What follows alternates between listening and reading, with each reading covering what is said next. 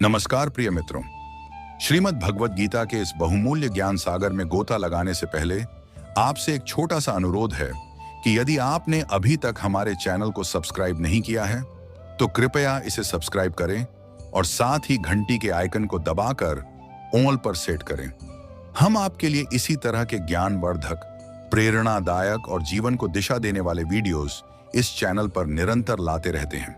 तो चलिए बिना और विलंब किए भगवत गीता के उन महत्वपूर्ण विचारों को जानते हैं, सुनते हैं, समझते हैं और अपने जीवन में उनका अनुकरण करने का संकल्प लेते हैं। मित्रों, अगर आप भगवान श्री कृष्ण के सच्चे भक्त हैं तो मन से वीडियो को पूरा सुनें और समझें। मित्रों, जो व्यक्ति दूसरों के भले के लिए जीता है उसका जीवन कभी व्यर्थ नहीं जाता।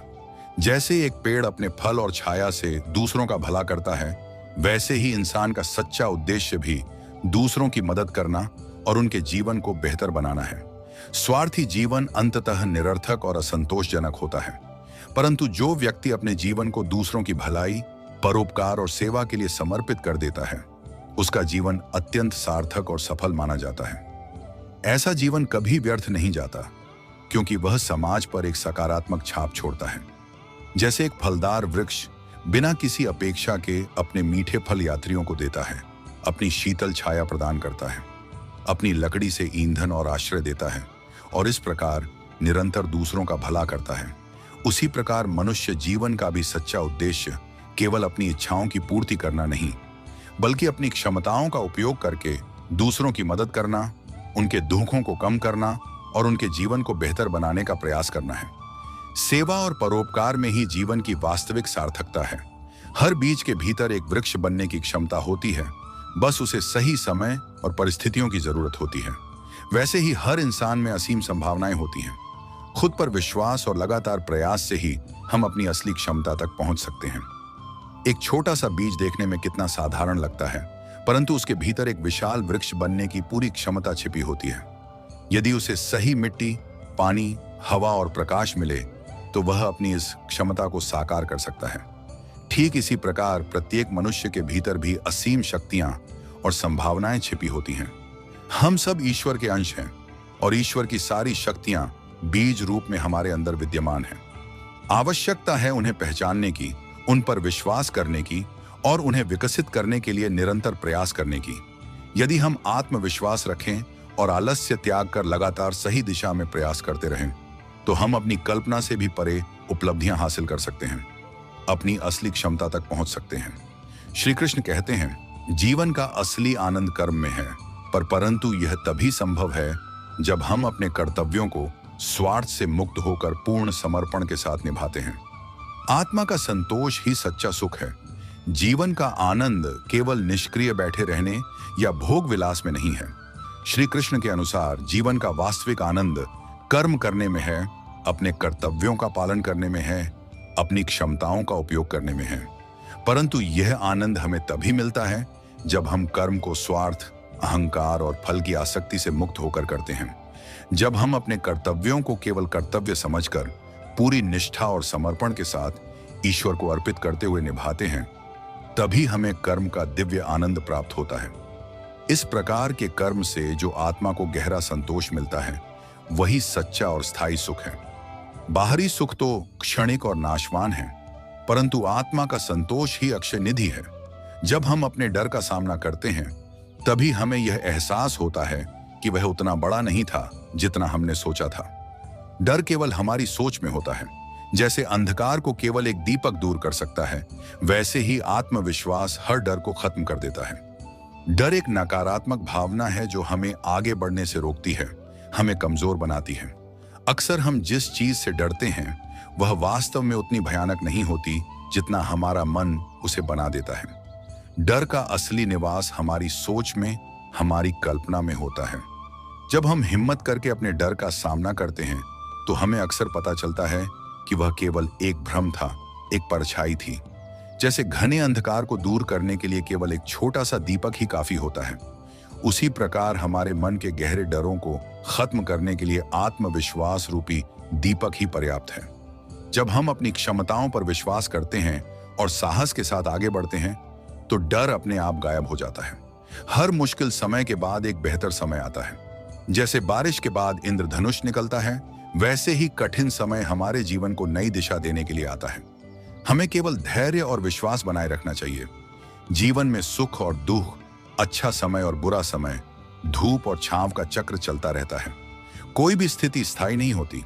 यदि आज मुश्किल समय है तो यह निश्चित है कि कल बेहतर समय अवश्य आएगा। प्रकृति का नियम है कि हर रात के बाद सुबह होती है, हर पतझड़ के बाद बहार आती है। जैसे घनघोर बारिश के थमने के बाद आकाश में सुंदर इंद्रधनुष दिखाई देता है, जो आशा और सुंदरता का प्रतीक है, उसी प्रकार कठिन समय के बीत जाने के बाद हमारे जीवन में भी नई आशाओं और संभावनाओं का उदय होता है। कठिन समय अक्सर हमें महत्वपूर्ण सबक सिखाने और हमारे जीवन को एक नई, बेहतर दिशा देने के लिए आते हैं। आवश्यकता केवल इस बात की है कि हम मुश्किल समय में धैर्य न खोएं, अपना आत्मविश्वास बनाए रखें और ईश्वर पर भरोसा रखें। सच का रास्ता कठिन हो सकता है, लेकिन यह हमेशा सही होता है। झूठ चाहे कितना भी आकर्षक लगे, वह अंत में हमें नुकसान ही पहुंचाता है। जो व्यक्ति सच्चाई के साथ चलता है, उसे कभी किसी चीज का डर नहीं होता। सत्य और असत्य के बीच चयन करना जीवन में बार बार आता है।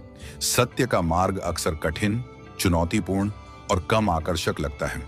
इसमें तात्कालिक लाभ कम और कष्ट अधिक दिखाई दे सकते हैं। इसके विपरीत झूठ का मार्ग अक्सर आसान, लुभावना और तात्कालिक लाभ देने वाला प्रतीत होता है। परंतु श्री कृष्ण हमें स्पष्ट रूप से बताते हैं कि सत्य का मार्ग ही अंततः सही और कल्याणकारी होता है। झूठ का सहारा लेकर प्राप्त की गई सफलता या सुख क्षणिक होता है और अंत में नुकसान और पतन का कारण बनता है। जो व्यक्ति अपने जीवन में सच्चाई, ईमानदारी और सत्यनिष्ठा का पालन करता है, उसका हृदय निर्मल रहता है और उसे किसी भी बात का डर नहीं सताता। सत्य ही उसकी सबसे बड़ी ढाल और सबसे बड़ा संबल होता है। सत्यमेव जयते, सत्य की ही अंततः विजय होती है। श्री कृष्ण कहते हैं, जो व्यक्ति मोह और भय से मुक्त होकर अपने कर्म करता है, वही सच्चे अर्थों में मुक्त हो जाता है। मुक्ति का अर्थ केवल शरीर से नहीं, बल्कि आत्मा की स्वतंत्रता से है। मोह, अटैचमेंट और भय, फियर, ये दो बड़ी जंजीरें हैं जो मनुष्य को बांधे रखती हैं और उसे दुखी बनाती हैं। मोह हमें सांसारिक वस्तुओं और रिश्तों से बांधता है, जबकि भय हमें कर्म करने से रोकता है और चिंता में डालता है। जो व्यक्ति विवेक और साधना द्वारा इन दोनों बंधनों से मुक्त हो जाता है और अपने कर्मों को बिना किसी आसक्ति या डर के केवल कर्तव्य भावना से करता है, वही वास्तव में मुक्त पुरुष है। यहाँ मुक्ति का अर्थ केवल शारीरिक मृत्यु के बाद मिलने वाली मुक्ति, मोक्ष से ही नहीं है, बल्कि जीवन जीते हुए ही आत्मा की स्वतंत्रता, जीवन मुक्ति से भी है। जब आत्मा मोह और भय के बंधनों से स्वतंत्र हो जाती है, तो वह अपने वास्तविक स्वरूप सतचित आनंद का अनुभव करती है और परम शांति को प्राप्त करती है। दूसरों की गलतियों को माफ करना हमारी सबसे बड़ी ताकत है। यह न केवल दूसरे व्यक्ति के दिल में आपके लिए आदर बढ़ाता है, बल्कि आपके भीतर की कड़वाहट को भी दूर करता है। माफ करना अपने मन को हल्का करने का सबसे सुंदर तरीका है। जब कोई हमारे साथ बुरा व्यवहार करता है या हमें ठेस पहुंचाता है, तो हमारे मन में क्रोध, घृणा और बदले की भावना उत्पन्न होना स्वाभाविक है। परंतु इन नकारात्मक भावनाओं को मन में पालकर रखना हमारे लिए ही हानिकारक होता है। यह हमारे भीतर कड़वाहट भर देता है और हमारी शांति छीन लेता है। इसके विपरीत दूसरों की गलतियों को माफ कर देना, उन्हें क्षमा कर देना, एक बहुत बड़ी आत्मिक शक्ति का परिचायक है। क्षमा करने से न केवल उस व्यक्ति के मन में हमारे प्रति आदर बढ़ता है यदि वह अपनी गलती महसूस करता है, बल्कि सबसे महत्वपूर्ण बात यह है कि हमारे अपने मन का बोझ हल्का हो जाता है। हमारे भीतर की कड़वाहट और नकारात्मकता दूर हो जाती है। क्षमा करना वास्तव में अपने मन को अतीत के बोझ से मुक्त करने और वर्तमान में शांति से जीने का सबसे सुंदर और प्रभावी तरीका है। हमेशा याद रखें, कोई भी परिस्थिति स्थायी नहीं होती। चाहे समय कितना भी कठिन क्यों ना हो, वह गुजर ही जाएगा। बस आपको अपने मनोबल को बनाए रखना है और धैर्य के साथ आगे बढ़ना है। जीवन में परिवर्तन ही एकमात्र स्थायी चीज है। कोई भी परिस्थिति, चाहे वह कितनी भी अच्छी हो या कितनी भी बुरी, हमेशा एक जैसी नहीं रहती। यदि आज सुख है तो कल दुख आ सकता है, और यदि आज दुख है तो कल सुख अवश्य आएगा। समय का चक्र निरंतर घूमता रहता है। इसलिए जब कठिन समय आए, जब चारों ओर निराशा दिखाई दे, तो यह बात हमेशा याद रखनी चाहिए कि यह समय भी स्थायी नहीं है, यह भी गुजर जाएगा। आवश्यकता केवल इस बात की है कि हम अपना मनोबल न गिरने दें, अपनी हिम्मत बनाए रखें, धैर्य के साथ प्रयास करते रहें और ईश्वर पर विश्वास रखें। कठिन समय हमारी सहन शक्ति और हमारे विश्वास की परीक्षा होता है। जैसे नदी अपना रास्ता खुद बनाती है और हर बाधा को पार कर सागर तक पहुंचती है, वैसे ही इंसान भी अपने जीवन के संघर्षों को पार कर अपनी मंजिल तक पहुंच सकता है। बस अपनी दिशा स्पष्ट होनी चाहिए। एक नदी जब पहाड़ों से निकलती है तो उसका लक्ष्य होता है सागर तक पहुंचना। रास्ते में उसे अनेक बाधाओं का सामना करना पड़ता है, ऊंचे नीचे पत्थर, गहरी घाटियां, घने जंगल, परंतु वह रुकती नहीं है। वह अपना रास्ता खुद बनाती है, हर बाधा को या तो काट कर या उससे बचकर निरंतर आगे बढ़ती रहती है और अंततः अपने लक्ष्य सागर तक पहुंच ही जाती है। इसी प्रकार मनुष्य के जीवन में भी अनेक संघर्ष और बाधाएं आती हैं, परंतु यदि हमारा लक्ष्य स्पष्ट है, हमारी दिशा निर्धारित है और हमारे अंदर दृढ़ इच्छा शक्ति और आत्मविश्वास है, तो हम भी नदी की तरह हर बाधा को पार करके अपनी मंजिल तक पहुंच सकते हैं। आवश्यकता है निरंतर प्रयास करते रहने और कभी हार न मानने की। जीवन में हर परिस्थिति एक शिक्षक की तरह होती है, जो हमें कुछ नया सिखाने के लिए आती है। जब भी कठिनाई का सामना हो, इसे अपनी परीक्षा समझे। जैसे लोहे को मजबूत बनाने के लिए आग में तपाया जाता है, वैसे ही इंसान को भी संघर्षों से गुजरना पड़ता है। यह हमें मजबूत और साहसी बनाता है। जीवन में आने वाली प्रत्येक परिस्थिति, विशेष रूप से कठिन परिस्थितियां, हमारे लिए एक शिक्षक के समान होती हैं। वे हमें जीवन के महत्वपूर्ण पाठ सिखाने के लिए आती हैं। हर कठिनाई हमें कुछ नया सिखाती है, धैर्य, सहनशीलता, विवेक, आत्मविश्वास या किसी विशेष कौशल का विकास। इसलिए जब भी कठिनाई का सामना हो तो उसे एक बोझ समझने के बजाय अपनी परीक्षा समझें। यह देखें कि आप इस परीक्षा में कैसे खरे उतरते हैं। जैसे लोहार लोहे को मजबूत और उपयोगी बनाने के लिए उसे आग में तपाता है और फिर हथौड़े से पीटता है, उसी प्रकार ईश्वर भी हमें जीवन के संघर्षों और कठिनाइयों की भट्टी में तपाकर हमें और अधिक मजबूत, परिपक्व और साहसी बनाते हैं। संघर्ष हमें निखारते हैं। श्री कृष्ण कहते हैं, जो व्यक्ति अपनी जिम्मेदारियों को समझता है और उन्हें पूर्ण निष्ठा से निभाता है, वही सच्चे सुख और शांति का अनुभव कर सकता है। कर्म को समझना और उसका आदर करना ही जीवन की कला है। हम सभी के जीवन में कुछ न कुछ जिम्मेदारियां होती हैं, परिवार के प्रति, समाज के प्रति, राष्ट्र के प्रति और स्वयं अपने प्रति। जो व्यक्ति इन जिम्मेदारियों को बोझ न समझकर अपना कर्तव्य समझता है और उन्हें पूरी ईमानदारी, निष्ठा और लगन से निभाता है, वही वास्तव में सच्चे सुख और गहरी आंतरिक शांति का अनुभव कर सकता है। अपने कर्तव्यों से भागना या उन्हें टालना हमें कभी सुखी नहीं बना सकता। कर्म के महत्व को समझना, अपने कर्तव्यों को पहचानना और उनका आदर करते हुए उन्हें पूरा करना, यही जीवन जीने की सही कला है। कर्मयोगी ही वास्तव में सुखी और संतुष्ट जीवन जीता है। जो व्यक्ति अपने सपनों के पीछे लगातार प्रयास करता है, वही उन्हें पूरा कर पाता है। सफलता कभी भी तुरंत नहीं मिलती। यह एक यात्रा है जो धैर्य, परिश्रम और आत्मविश्वास के सहारे पूरी होती है। सपने देखना अच्छी बात है, लेकिन केवल सपने देखने से वे पूरे नहीं होते। सपनों को हकीकत में बदलने के लिए लगातार अथक प्रयास करने की आवश्यकता होती है। सफलता कोई मंजिल नहीं, बल्कि एक यात्रा है। इस यात्रा में धैर्य रखना पड़ता है, क्योंकि परिणाम तुरंत नहीं मिलते। कठोर परिश्रम करना पड़ता है, क्योंकि बिना मेहनत के कुछ भी हासिल नहीं होता। और सबसे महत्वपूर्ण, आत्मविश्वास बनाए रखना पड़ता है, क्योंकि रास्ते में अनेक बाधाएं और निराशाएं आती हैं। जो व्यक्ति इन तीनों गुणों, धैर्य, परिश्रम और आत्मविश्वास के साथ अपने सपनों का पीछा करता है, वही अंततः उन्हें पूरा कर पाता है। श्री कृष्ण कहते हैं, सत्य और धर्म का मार्ग कठिन हो सकता है, लेकिन यह हमेशा सही होता है। जो व्यक्ति सत्य के साथ खड़ा रहता है, वह जीवन में कभी हारता नहीं। सत्य ही सच्ची विजय का आधार है। एक बार फिर भगवान कृष्ण सत्य और धर्म के मार्ग की श्रेष्ठता पर बल देते हैं। यह मार्ग निसंदेह कठिन हो सकता है। इस पर चलने वालों को अनेक परीक्षाओं और कष्टों का सामना करना पड़ सकता है, परंतु यह मार्ग ही एकमात्र सही और स्थायी कल्याण का मार्ग है। जो व्यक्ति हर परिस्थिति में सत्य और धर्म का साथ नहीं छोड़ता, जो इनके लिए बड़े से बड़ा त्याग करने को तैयार रहता है, वह जीवन में एपात रूप से भले ही कुछ खोता हुआ दिखे, परंतु वास्तव में वह कभी हारता नहीं है।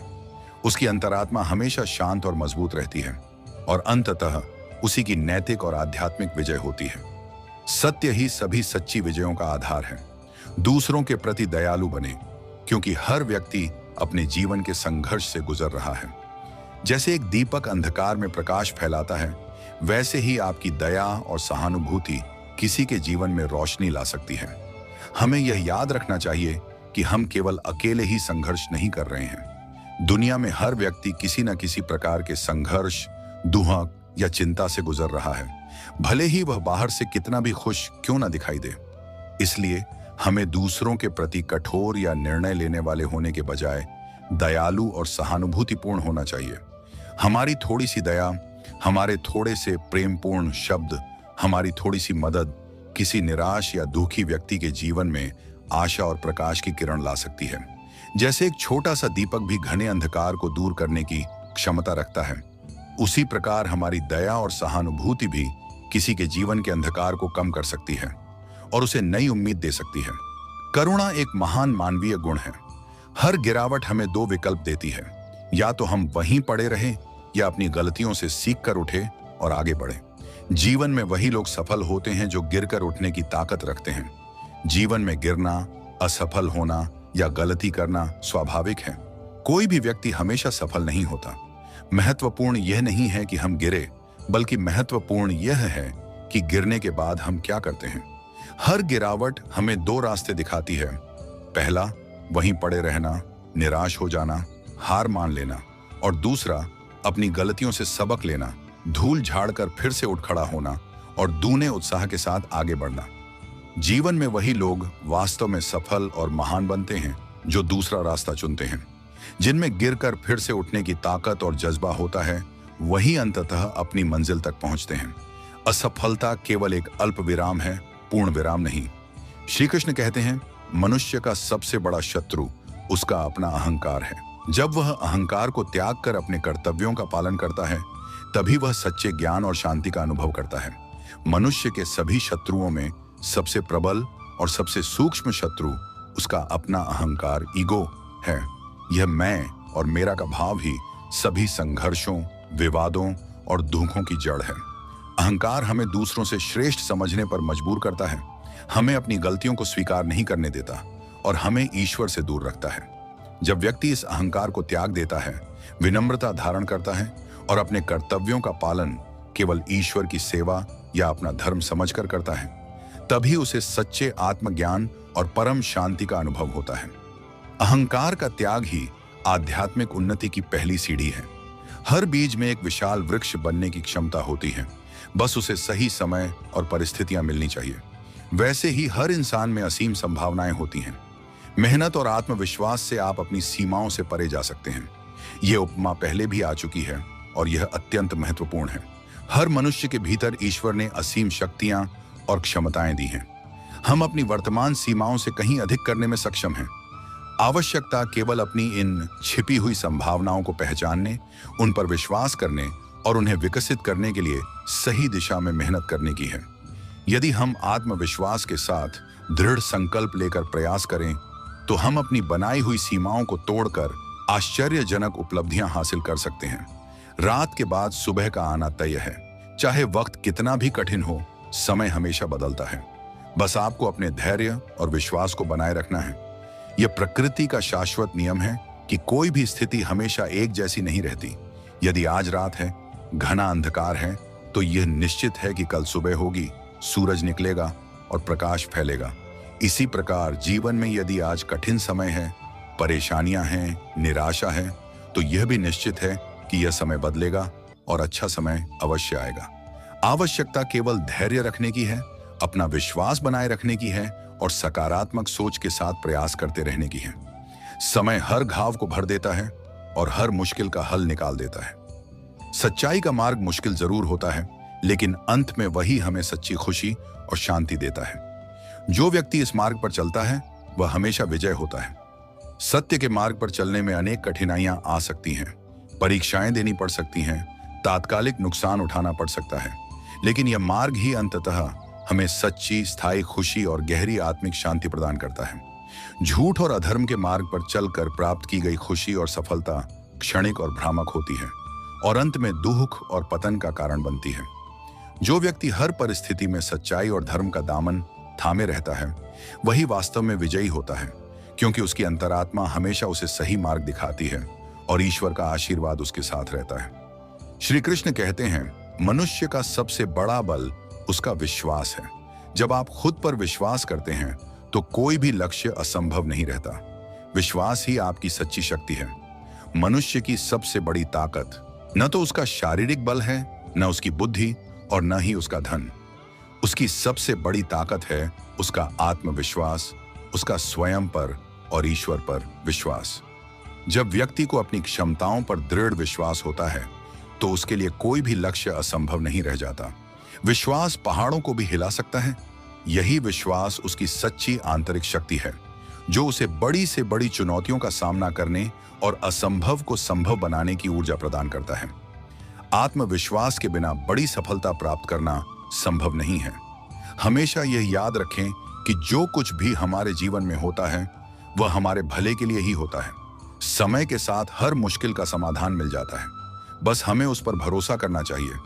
यह एक गहरा आध्यात्मिक सत्य है जिसे समझना और स्वीकार करना कठिन हो सकता है, खासकर जब हम मुश्किल दौर से गुजर रहे हों। परंतु गीता का उपदेश यही है कि ईश्वर जो कुछ भी करते हैं या होने देते हैं वह अंततः हमारे भले के लिए ही होता है।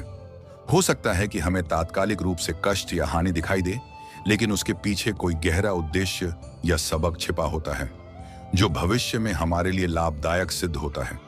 समय के साथ हर मुश्किल आसान हो जाती है, हर समस्या का समाधान मिल जाता है। आवश्यकता केवल ईश्वर की योजना पर भरोसा रखने और धैर्यपूर्वक प्रतीक्षा करने की है। जैसे बारिश के बाद इंद्रधनुष निकलता है, वैसे ही जीवन में हर कठिन समय के बाद खुशी का समय आता है। ये कठिनाइयां हमें और बेहतर बनाती हैं। ये इंद्रधनुष का उदाहरण आशा और सकारात्मकता का प्रतीक है। कठिन समय, दुख और परेशानियां जीवन का अंत नहीं है। वे बादल की तरह हैं जो कुछ समय के लिए आकाश को ढक लेते हैं, लेकिन उनके छंटने के बाद सूर्य फिर से चमकता है और कभी-कभी सुंदर इंद्रधनुष भी दिखाई देता है। इसी प्रकार हर कठिन समय के बाद सुख और खुशी का समय अवश्य आता है। ये कठिनाइयां व्यर्थ नहीं जाती, ये हमें और अधिक मजबूत, समझदार और विनम्र बनाती हैं। वे हमारे चरित्र को निखारती हैं और हमें जीवन के मूल्यों को बेहतर ढंग से समझने में मदद करती हैं। दूसरों की गलतियों को माफ करना आपकी सबसे बड़ी ताकत है। माफी न केवल रिश्तों को बेहतर बनाती है, बल्कि आपके मन को भी हल्का करती है। क्षमा करना कमजोरी नहीं, बल्कि बहुत बड़ी आंतरिक शक्ति का लक्षण है। जब हम दूसरों को उनकी गलतियों के लिए माफ कर देते हैं तो हम अपने मन में पल रहे क्रोध, घृणा और द्वेष के बोझ से मुक्त हो जाते हैं। इससे हमारा मन हल्का और शांत होता है। माफी देने से आपसी रिश्ते सुधरते हैं, कड़वाहट दूर होती है और प्रेम का संचार होता है। यह न केवल दूसरे व्यक्ति के लिए अच्छा है, बल्कि हमारे अपने मानसिक और आत्मिक स्वास्थ्य के लिए भी अत्यंत आवश्यक है। हर असफलता एक सबक है। यह हमें सिखाती है कि हमने कहाँ गलती की और हमें किस तरह सुधार करना है। असफलता ही सफलता का पहला कदम है। असफलता को अंतिम परिणाम या अपनी योग्यता का प्रमाण नहीं मानना चाहिए। हर असफलता वास्तव में एक बहुमूल्य सबक है। वह हमें हमारी कमजोरियों, हमारी गलतियों और हमारी तैयारियों में कमी का आईना दिखाती है। वह हमें बताती है कि हमें कहाँ सुधार करने की आवश्यकता है। यदि हम असफलता से निराश होने के बजाय उसे सीख लेते हैं और अपनी कमियों को दूर करके फिर से प्रयास करते हैं, तो वही असफलता हमारी सफलता का पहला कदम बन जाती है। दुनिया के सभी महान और सफल व्यक्तियों ने अनेक असफलताओं का सामना किया है और उनसे सीखकर ही वे आगे बढ़े हैं। जो इंसान समय की कद्र करता है, समय भी उसकी कद्र करता है। हर पल को उपयोगी बनाएं, क्योंकि समय लौटकर नहीं आता। जो इंसान समय की कद्र करता है, समय भी उसकी कद्र करता है। हर पल को उपयोगी बनाएं, क्योंकि समय लौटकर नहीं आता। समय सबसे मूल्यवान संपत्ति है। धन खोया हुआ वापस कमाया जा सकता है, स्वास्थ्य बिगड़ा हुआ सुधारा जा सकता है, लेकिन बीता हुआ समय कभी वापस नहीं लाया जा सकता। इसलिए जो व्यक्ति समय के महत्व को समझता है और उसकी कद्र करता है, यानी उसका सदुपयोग करता है, समय भी उसकी कद्र करता है, अर्थात उसे सफलता और सम्मान दिलाता है। हमें अपने जीवन के प्रत्येक पल को उपयोगी बनाना चाहिए। उसे व्यर्थ के कामों, आलस्य या नकारात्मक विचारों में नष्ट नहीं करना चाहिए। हर पल का उपयोग कुछ सीखने, कुछ अच्छा करने या अपने लक्ष्य की ओर बढ़ने में करना चाहिए। वाक्य दोहराया गया है, इसे एक बार लिखना पर्याप्त है। जैसे सूरज हर सुबह बिना किसी स्वार्थ के रोशनी फैलाता है, वैसे ही हमें भी अपने कर्म बिना किसी स्वार्थ के करने चाहिए। यही सच्चा जीवन है।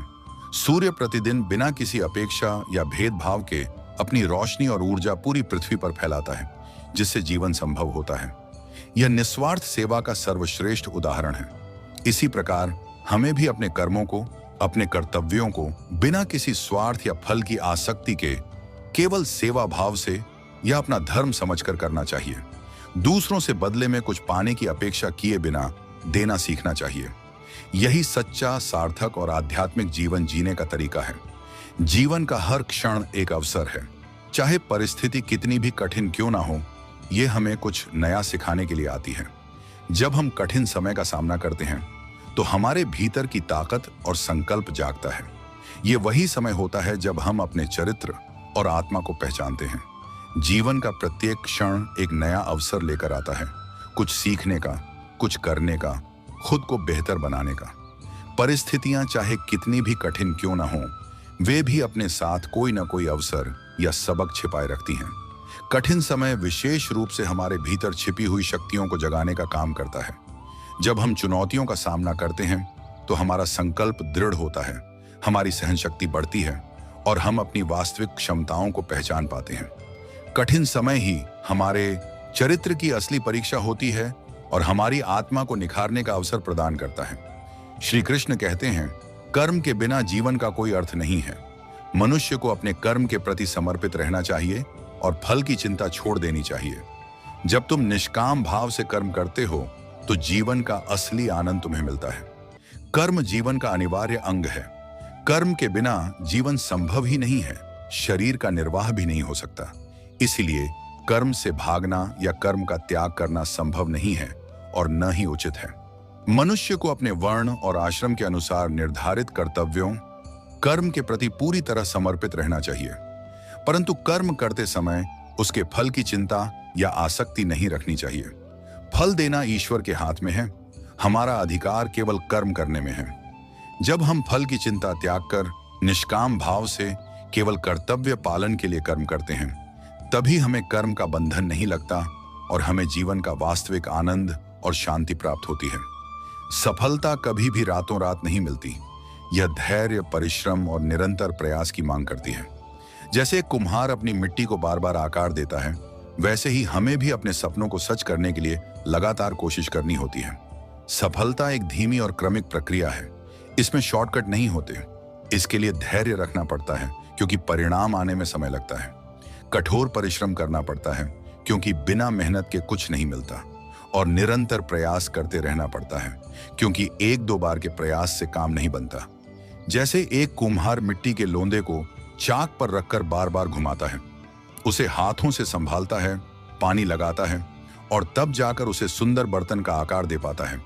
उसी प्रकार हमें भी अपने लक्ष्यों और सपनों को प्राप्त करने के लिए लगातार बार बार धैर्यपूर्वक कोशिश करनी होती है। अपनी कमियों को सुधारना होता है और तब जाकर हम उन्हें साकार कर पाते हैं। हर सुबह अपने साथ नई उम्मीदें लेकर आती है। बीते कल की गलतियों को भुलाकर हमें आज का स्वागत करना चाहिए। जैसे सूरज हर सुबह अपनी रोशनी से अंधकार को मिटा देता है, वैसे ही हर नया दिन हमें अपनी जिंदगी को बेहतर बनाने का मौका देता है। प्रत्येक सुबह एक नई शुरुआत है। रात के अंधकार के साथ बीता हुआ कल भी बीत जाता है। हमें अतीत की गलतियों, असफलताओं और दुखों को पकड़कर नहीं बैठना चाहिए। उन्हें भुलाकर, उनसे सबक लेकर हमें नई सुबह का स्वागत नई उम्मीदों और नए उत्साह के साथ करना चाहिए। जैसे सूर्य अपनी नई किरणों से रात के अंधकार को मिटा देता है, उसी प्रकार प्रत्येक नया दिन हमें अपने जीवन के अंधकार, अज्ञान, निराशा, बुरी आदतें को मिटाकर उसे बेहतर बनाने का, एक नई शुरुआत करने का सुनहरा अवसर प्रदान करता है। हमें इस अवसर का लाभ उठाना चाहिए। श्री कृष्ण कहते हैं, मनुष्य का सबसे बड़ा शत्रु उसका मोह और लालच है। जब वह इनसे मुक्त होकर कर्म करता है, तभी उसे सच्ची शांति और संतोष मिलता है। अपने मोह को त्याग कर अपने कर्तव्य का पालन करना ही सच्चा धर्म है। मोह और लालच मनुष्य को अंधा बना देते हैं, उसे सही गलत का विवेक खोने पर मजबूर करते हैं और अंततः दुख और पतन की ओर ले जाते हैं। ये मनुष्य के भीतर बैठे सबसे बड़े शत्रु हैं। जब व्यक्ति विवेक द्वारा इन शत्रुओं पर विजय प्राप्त कर लेता है, इनसे मुक्त होकर निष्काम भाव से कर्म करता है, तभी उसे वास्तविक शांति और गहरा संतोष प्राप्त होता है। सांसारिक वस्तुओं और रिश्तों के मोह को त्याग कर केवल अपने निर्धारित कर्तव्यों का पालन करना ही मनुष्य का सच्चा धर्म है। यही मार्ग उसे कल्याण और मुक्ति की ओर ले जाता है। श्री कृष्ण कहते हैं, सत्य और धर्म का मार्ग कठिन हो सकता है, लेकिन यह हमेशा सही होता है। जो व्यक्ति सत्य के साथ खड़ा रहता है, उसे कोई पराजित नहीं कर सकता। सत्य ही सच्ची विजय का मार्ग है। यह महत्वपूर्ण उपदेश पुनः दोहराया गया है, जो इसकी महत्ता को दर्शाता है। सत्य और धर्म का पालन करने में कष्ट हो सकता है, विरोध सहना पड़ सकता है, परंतु यही एकमात्र सही और श्रेयस्कर मार्ग है। जो व्यक्ति अडिग रहकर सत्य और धर्म का साथ देता है, उसे दुनिया की कोई ताकत पराजित नहीं कर सकती, क्योंकि ईश्वर स्वयं उसकी रक्षा करते हैं। अंततः सत्य की ही विजय होती है। यही शाश्वत नियम है। जो व्यक्ति अपने डर का सामना करता है, वही अपने जीवन में सफल होता है।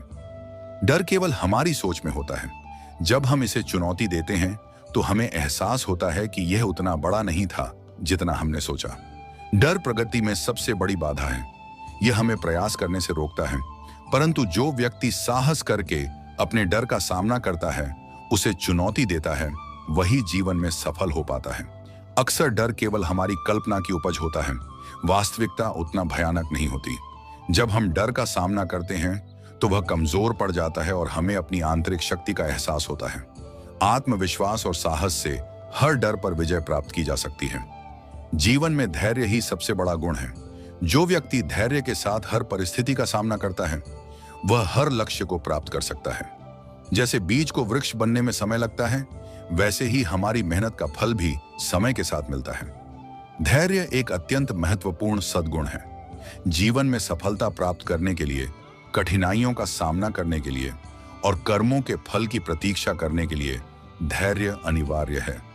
जो व्यक्ति अधीर हो जाता है, वह जल्दी निराश होकर प्रयास छोड़ देता है, परंतु जो व्यक्ति धैर्यपूर्वक शांत चित्त से हर परिस्थिति का सामना करता है और निरंतर प्रयास करता रहता है, वह बड़े से बड़ा लक्ष्य भी प्राप्त कर सकता है।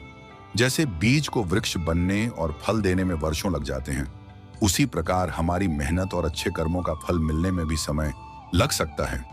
हमें धैर्यपूर्वक प्रतीक्षा करनी चाहिए। मित्रों, आज के लिए इतना ही। वीडियो को लाइक और शेयर करके कमेंट में जय श्री राधे कृष्ण लिखना ना भूलें। आपके एक लाइक और शेयर से यह ज्ञान और भी लोगों तक पहुंच सकता है और उनके जीवन में भी सकारात्मक बदलाव ला सकता है। और ऐसे ही ज्ञानवर्धक और प्रेरणादायक वीडियो पाने के लिए हमारे चैनल को सब्सक्राइब करें और नोटिफिकेशन बेल को भी दबा दें, ताकि आप कोई भी वीडियो मिस ना करें। भगवान श्री कृष्ण आपको हमेशा स्वस्थ, प्रसन्न और कर्म पथ पर अग्रसर रखें। अपना और अपने प्रियजनों का ख्याल रखिएगा। जय श्री राधे कृष्ण।